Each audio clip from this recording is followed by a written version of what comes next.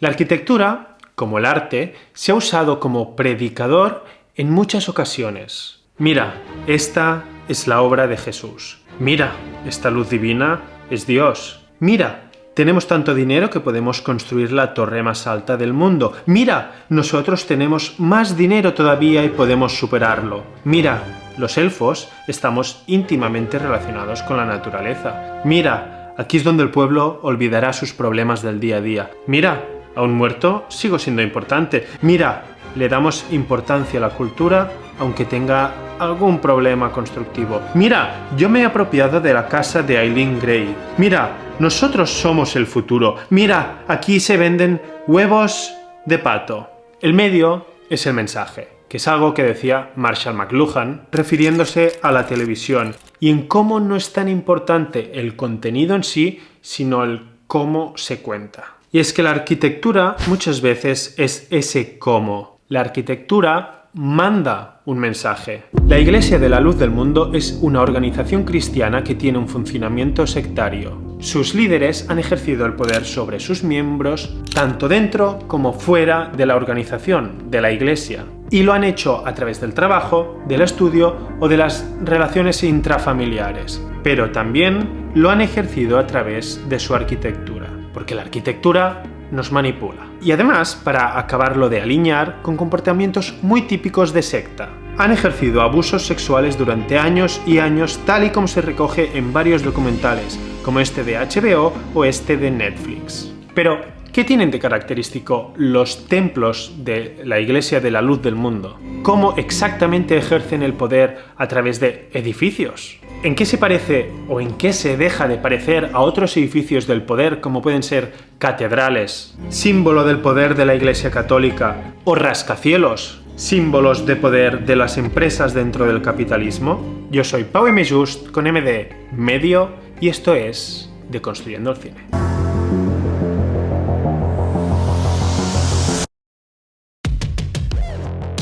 En 1926, Eusebio Joaquín ve la luz de una revelación divina y deja su vida militar en la Revolución Mexicana para restaurar la Iglesia.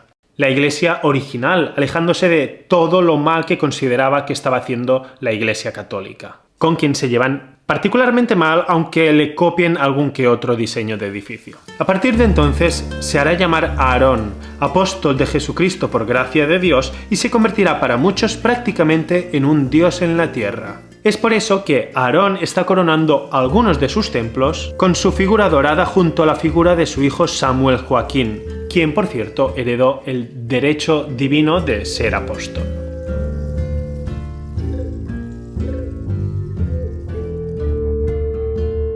Hasta aquí han pasado casi 100 años, 5 millones de fieles según afirma la Iglesia, 15.000 templos repartidos en 58 países y varios casos de abusos sexuales y pederastia por los que acusaron a Samuel Joaquín y por los que condenaron a 16 años de prisión al hijo de este y actual apóstol, Naasón Joaquín García. Y aquí tenemos ya el primer ejemplo de muestra de poder, de cómo la arquitectura puede distorsionar la fe o las creencias de la gente. Nadie se atrevía a decir nada en contra de estas personas por las represalias y porque creían que eran mensajeros de Dios, que todo crimen que se hacía en su nombre era una buena obra. Al fin y al cabo eran personas que coronaban la cima de una iglesia, eran personas que tenían una escultura dorada cercana al cielo. ¿Cómo no van a ser poderosos y cómo no van a ser buenos? La imagen de una persona en sí ya es poderosa. Vamos, es que es de primero de dictador. Creo que no hace falta hablar de la función histórica que tiene la escultura como representación,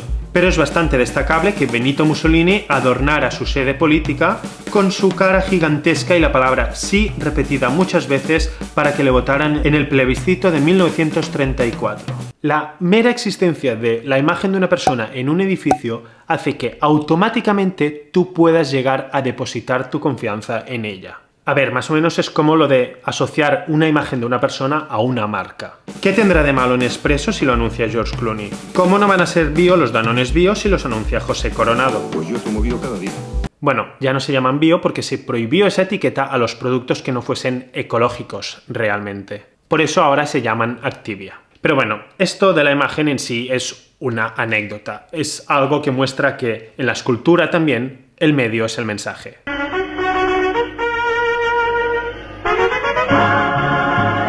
Empecemos por el principio. En 1952, el gobierno de Guadalajara, en México, otorga a la Iglesia de la Luz del Mundo 14 hectáreas de la ciudad para construir Hermosa Provincia, la colonia de la Iglesia. Colonia construida con el apoyo institucional, con los diezmos y con la mano de obra de los fieles. La colonia cuenta con hospital, mercado, escuelas, banco, comisaría... Pero, ¿cómo se construyó esta colonia? Para empezar, se construyó bajita, sin mucha fantasía y con colores neutros, lo cual magnifica más todavía el templo que irá colocado en el centro.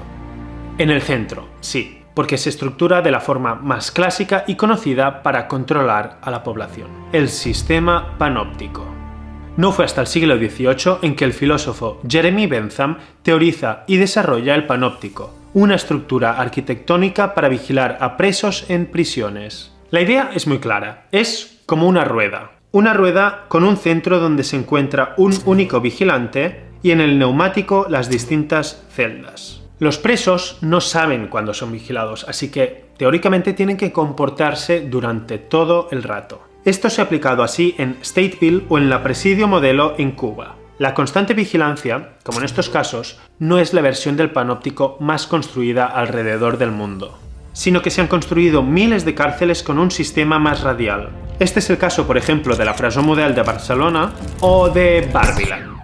Esta versión sigue siendo como una rueda, donde los radios ahora son pasillos donde se colocan las celdas. Lo que se puede vigilar todo el rato desde un punto central son estos radios y no las celdas. El sistema ha ido evolucionando y podríamos llegar a considerar que las cámaras de vigilancia son un sistema de ultravigilancia panóptica actual, moderna, donde un solo vigilante observa sin ser observado. 1984 o el show de Truman son dos ejemplos del panóptico más actual. Pero da igual si es el show de Truman o es una prisión, en el centro siempre sigue estando la figura del poder, el vigilante. La idea de Bentham también era conseguir que este vigilante no enloqueciera con el poder. ¿Cómo lo conseguía? Pues a través de agentes ocasionales que vigilaban al vigilante. Pero el mundo está lleno de experimentos psicológicos y sociológicos en que a unas personas se les otorga el rol de preso y a otras el rol de vigilante y, spoiler, acaba mal y con abuso de poder. Porque ¿quién vigila realmente al vigilante?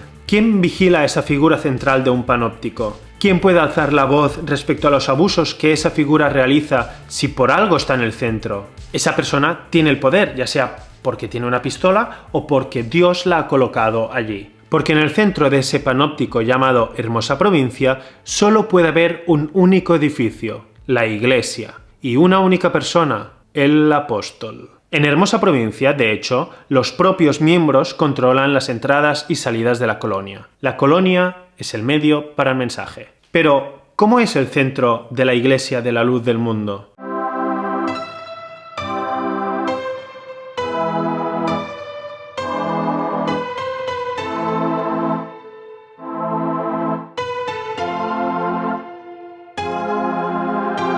A la hora de construir templos no tienen problemas en copiar estilos. ¿Por qué buscar nuevos edificios si podemos aprovechar la grandiosidad de algunos edificios históricos? ¿Por qué no aprovechar el mensaje que ese edificio histórico está mandando? ¿Por qué no robar la belleza del Partenón, la épica del Taj Mahal, la importancia de San Pedro del Vaticano, la luz de una catedral neogótica o lo arraigado al lugar de un zigurat o esto que no sé cómo definir? A ver, es verdad que en varias iglesias usan formas piramidales, seguramente intentando relacionarse con lo sacro que tiene esa figura y como identidad de México con sus antepasados.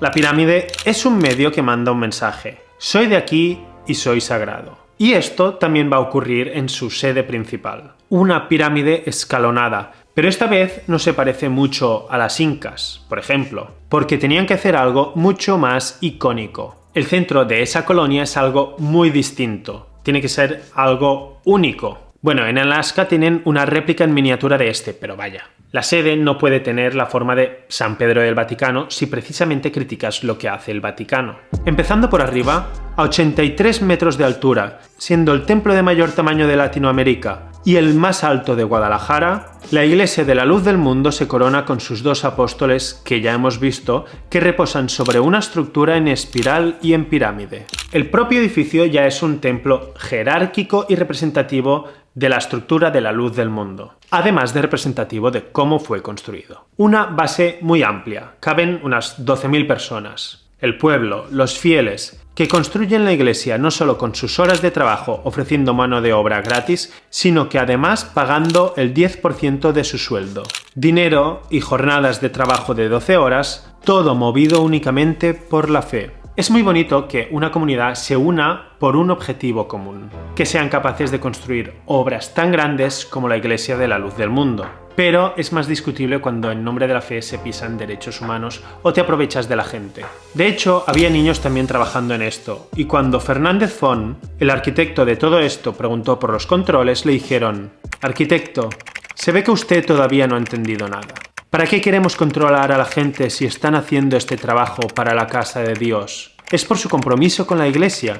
No tenemos supervisores de control de personal». En cualquier caso, quien sale enaltecida siempre es esa gran figura de su representante, la que corona el edificio, la misma que abusa de su poder para aprovecharse de ellos. La idea original era crear un edificio sin principio ni fin, que los colores y la luz te hagan sentir pequeñito como persona ante la inmensidad de Dios o de la Iglesia y el apóstol. Samuel ya dijo que el templo sería su predicador más importante, para atraer a la gente y crear un lugar susceptible para que se adoctrine y así crecer. Esto no son palabras mías, sino de Joel Silva Orozco, el arquitecto encargado del concurso y exmiembro de la Iglesia. Y aquí está el poder de la arquitectura en manos de una secta. La fe mueve montañas, pero también las construye. La arquitectura en este caso es el medio que transmite el mensaje de la fe. Espero que os haya gustado este vídeo y estoy encantado de leer vuestras opiniones en los comentarios. Adiós.